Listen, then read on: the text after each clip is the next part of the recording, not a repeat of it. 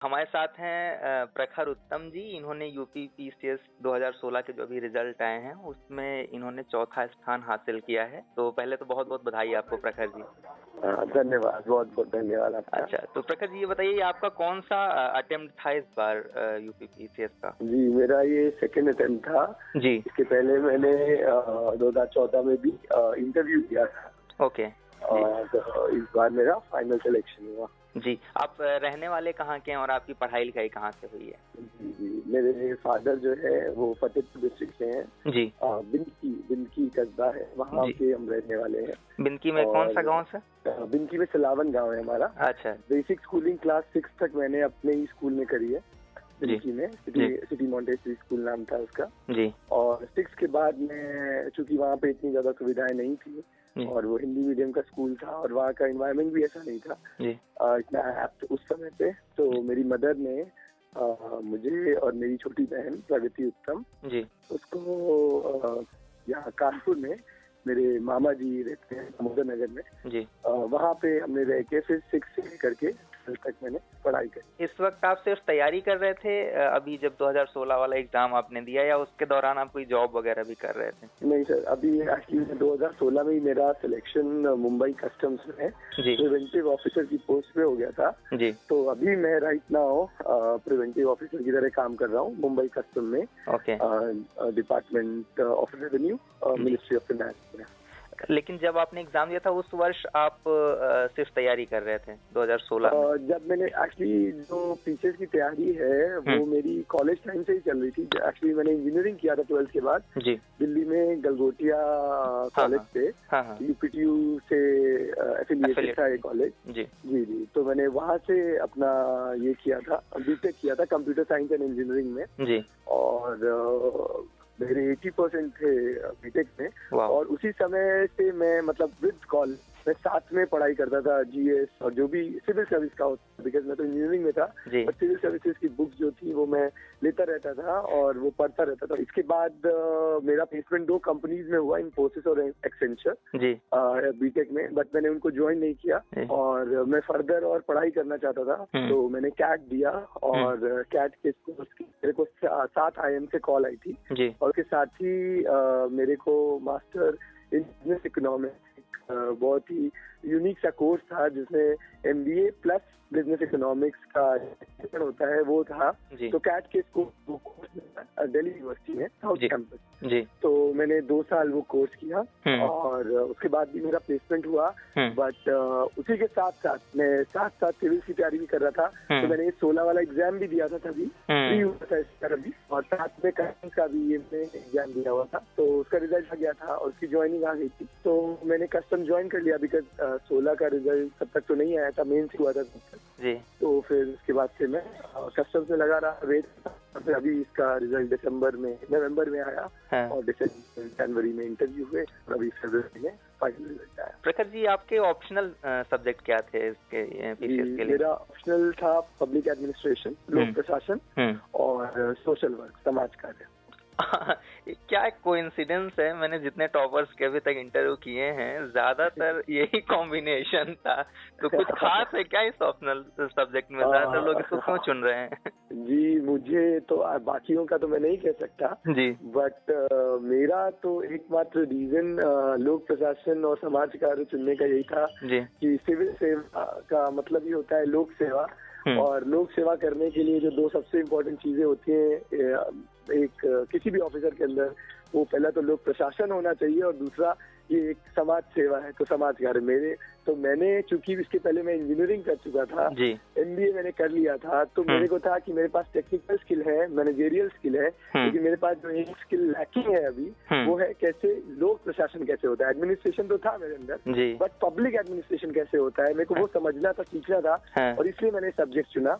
और ये चैलेंज रहा होगा क्योंकि आपकी सारी पढ़ाई लिखाई वो टेक्निकल सब्जेक्ट की रही, उसके बाद आपने ऐसे सब्जेक्ट चुने, तो उसकी तैयारी कैसे की, कहाँ से की, ये बताइए। जी, मैं इसके लिए आपको मैं एक चीज बोलना चाहूंगा कि मेरे चूंकि इनिशियली मुझे इतने संसाधन नहीं मिले, क्योंकि मैं एक ग्रामीण परिवेश से आता हूँ, तो मेरे को इनिशियली पढ़ाई के लिए इतने इनिशियली ऑब्स्ट्रक्शन थे, तो मेरे को पढ़ाई का बड़ा जज्बा था।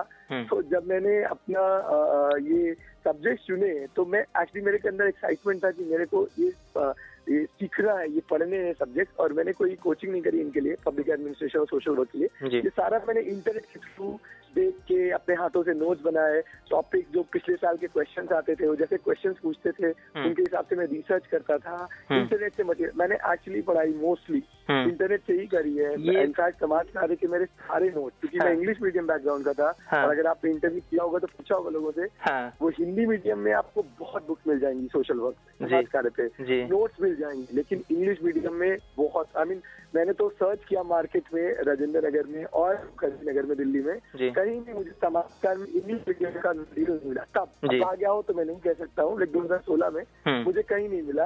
तो मेरे साथ एक ये बड़ा चैलेंज था कि इंग्लिश मीडियम में कैसे बच्चा पढ़ाई करे समाज कार्य के लिए। ये इंटरेस्टिंग आपने टॉपिक छेड़ दिया है बातचीत में कि आपने इंटरनेट की बहुत मदद ली, क्योंकि जब हम बात करें तो टॉपर से जयजीत कौर मैम से, तो वो बता रही थी कि वो कम से कम डिस्ट्रैक्शन चाहती थी, इसलिए वो सोशल मीडिया पे है नहीं है, और चलो इंटरनेट भी बहुत अवॉइड करती थी। सेकंड टॉपर विनोद जी ने भी ऐसी कुछ बातें की। तो आप सोशल वर्क या पब्लिक एडमिन के लिए या पूरी तैयारी के लिए ही इंटरनेट का किस तरह इस्तेमाल करते थे? कौन से यूट्यूब ऐसे चैनल रहे जिनका आपने ज्यादा इस्तेमाल किया, कैसे नोट कलेक्ट करते थे, वो थोड़ा प्रोसेस हमको बताइए और हमारे ऑडियंस को भी। आज के समय में मैं हर किसी का पढ़ाई करने का, प्रिपेयर करने का तरीका अलग अलग होता है। तो आप तो जानते ही हैं कि एक कोई फिक्स्ड तरीका नहीं होता कि आप ऐसे ही पढ़ें तो आप सफलता पाएंगे। हर किसी का अपना होता है, हर to each one his best. मेरे लिए ये था कि मैं एक्चुअली एक टेक्निकल बंदा था, मैंने खुद भी बीटेक किया था, कंप्यूटर साइंस से किया था। और आज के समय में मुझे ये भी लगता है कि जितना ज्यादा हम अपना स्कोप होराइजन बढ़ा सकते हैं, वो इसके तकनीक के माध्यम से बहुत ही ज्यादा कुछ है वहाँ अवेलेबल। हम इतना ज्यादा बुक्स को नहीं पा सकते डिफरेंट राइटर्स के, थिंकर्स के, जितना हम एक क्लिक पे पा सकते हैं। और ये मुझे लगता है कि आज के समय में जो लोग भी आपका इस इंटरव्यू को सुनेंगे या देखेंगे या पढ़ेंगे, मेरे को लगता है एक इंटरनेट एक ऐसी चीज है जो बहुत यूजफुल होगी। ये तैयारी के वक्त आपका रूटीन क्या रहता था थोड़ा सा, क्योंकि बहुत सारे लोग होते हैं जो टाइम टेबल बाउंड होना चाहते हैं और जानना चाहते हैं कि जो टॉपर्स हैं, जो सक्सेस पा चुके हैं, उनका रूटीन क्या रहता था, तो आपका क्या था? मैंने कोई ऐसा फिक्स टाइम टेबल तो नहीं था कि मुझे इतने बजे उठना है या इतने बजे सोना है, बट ऐसा कोई लेट नाइट स्टडीज नहीं थे और ऐसा कोई अर्ली मॉर्निंग उठ के पढ़ना नहीं था। इट वाज आपको अपनी 8 घंटे की नींद लेनी है, 6 बजे 7 बजे उठ के। और जो सबसे पहली चीज है वो न्यूज़पेपर पढ़ता था। हाँ, ये था कि हिंदू मैंने लगवाया हुआ था। इसके बाद न्यूज़पेपर पढ़ने के बाद मेरा शेड्यूल ऐसा रहता था कि मैं कुछ समय एक स्पेसिफिक टॉपिक निकाल लेता था अपने ऑप्शनल से कि यूनिट 1 में आज मुझे ये टॉपिक्स पढ़ने हैं, 4-5 टॉपिक। और उनको मैं, जैसे मैंने आपसे बोला कि मैं उनको पहले पिछली रात में एक्चुअली मैंने रिसर्च करी होती थी उनके लिए और लिखा होता है, क्योंकि रात के समय में हमारा माइंड सैचुरेटेड हो जाता है, हम कुछ नया पढ़ नहीं सकते। तो मैंने वो टाइम रखा था रात शाम को डिनर के बाद 7-7:30 बजे के बाद मैं यही रिसर्च करता था कि सोशल वर्क का आज के समय में क्या रेलेवेंस है। तो ये मैं देखता था कि अभी सोशल वर्क से रिलेटेड क्या काम हुआ। मैं वो रोज नोट्स रात को 7:30 से 8 बजे के बाद बनाना शुरू करता था और 10 बजे तक वो नोट्स बनाता था। तो जो सुबह मैं उठता था न्यूज़पेपर पढ़ने के बाद, वो जो मैंने नोट बनाए थे उसके टॉपिक पे रात में, वो मैं सुबह पढ़ता था। इसके बाद 2 ऑप्शनल थे, चूंकि अब अभी तो एक ऑप्शन हो गया है, पैटर्न बदल गया है, लेकिन तभी हमारे 2 ऑप्शन होते थे। तो 3 घंटे वो पढ़ता था, इसके बाद हमारा लंच होता था एंड इसके बाद फिर जीएस पढ़ता था। और यूपी में जो जीएस होता था थोड़ा फैक्चुअल कम करंट आता था, तो उसमें पुराने कुछ फैक्ट जो होते थे वो भी आते थे और करंट भी आते थे। तो मैं वो जो लंच के बाद वाला समय था वो जीएस के लिए देता था। जनरल स्टडीज का जो पेपर होता था उसमें कोई भी एक सब्जेक्ट उठा दिया। जैसे मेरे 7 दिन होते हैं हफ्ते में और 7 मॉड्यूल होते हैं जीएस में, history, geography, polity, economy, environment, international relation. और तो ये 7 मॉड्यूल होते हैं, मैंने 7 दिन के हिसाब से रखा। के बाद मैं सोता था, मेरे लिए सोना बहुत इंपॉर्टेंट था, मैं अच्छी नींद लेता था। जैसे ही हर एक स्टडी का शेड्यूल खत्म होता था मैं सोता था, आधे घंटे के लिए सोता था, बट मेरे लिए बहुत इंपॉर्टेंट था। मेरा माइंड, मुझे लगता है आपका माइंड कुछ देर पढ़ने के बाद सैचुरेट हो जाता है। तो 3 घंटे लगातार तो मैं नहीं पढ़ता था, मैं 40 मिनट 45 मिनट पढ़ता था। फिर मैं सिंगिंग में ट्रेन क्लासिकल सिंगर हूँ, तो मैं गाने गाता था 45 मिनट के बाद। मैं ऐसे छत पे चला जाता था अपने वहाँ पे और टहल के मैं गाने गाता था और थोड़ा मूड रिलैक्स करता था। घर पे हो तो माँ से बात कर लेता था और फिर 15 मिनट 20 मिनट के बाद फिर नीचे आता था, फिर पढ़ता था। ऐसे 3 घंटे हो गए।